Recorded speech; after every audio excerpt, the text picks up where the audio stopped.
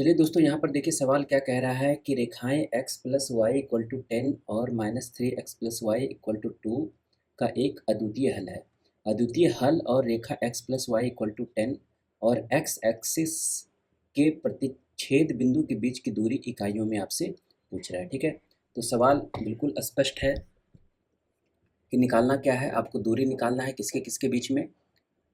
तो आपके पास कोई रेखा है x plus y equal to 10, है ना, और ये एक रेखा है, ये x plus y equal to 10 इसको मान लेते हैं, और ये हो गया -3x plus y equal to 2।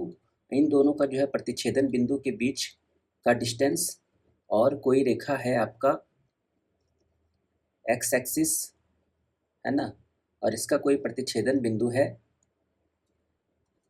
ये x एक्सिस है, और ये रेखा है x plus y equal to 10।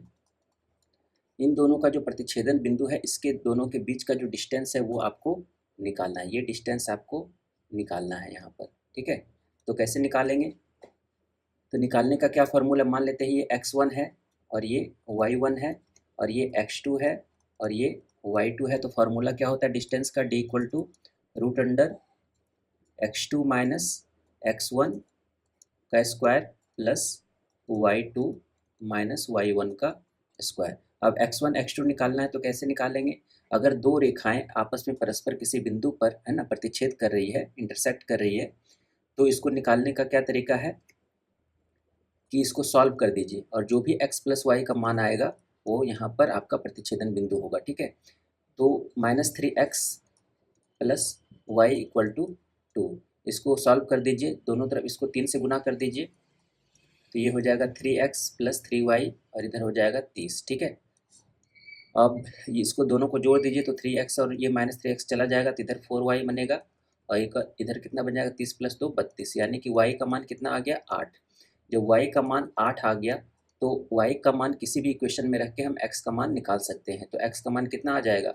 2 आ जाएगा, क्योंकि पहले इक्वेशन से दोनों का जोड़ 10 है। तो हमारे पास मिल गया x और x1 और y1। ठीक है, तो x1 कितना आ गया आपका? 2 और 8 आ गया, और इधर x2 y2 निकालना है तो सेम कंडीशन यहाँ पर भी लगाएंगे। तो x एक्सिस का जो इक्वेशन होता है दोस्तों वो क्या होता है? y equal to 0। ठीक है, तो जब दोनों रेखाएं आपस में इंटरसेक्ट कर रही है तो इसका इक्वेशन है y इक्वल टू 0, और y इक्वल टू 0 का मान यहाँ पर रख देंगे तो x का मान कितना आ जाएगा? 10। तो 10 और ये y 0, तो 10 0 इसका जो है कोऑर्डिनेट पॉइंट होगा। अब इन दोनों के बीच का जो डिस्टेंस है वो आपको निकालना है, तो ये आपको मिल गया x2 y2। फार्मूला पर यहाँ पर पुटअप कर दीजिए, ये कितना बन जाएगा?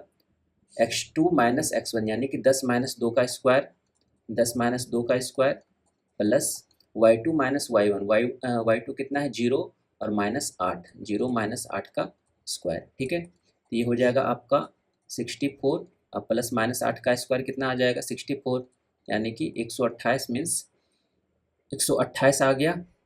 128 को 64 दूनी यानी कि 8√2 लिख सकते हैं। तो हमारा जो आंसर होगा दोस्तों वो कितना हो जाएगा? 8√2, ऑप्शन नंबर ए।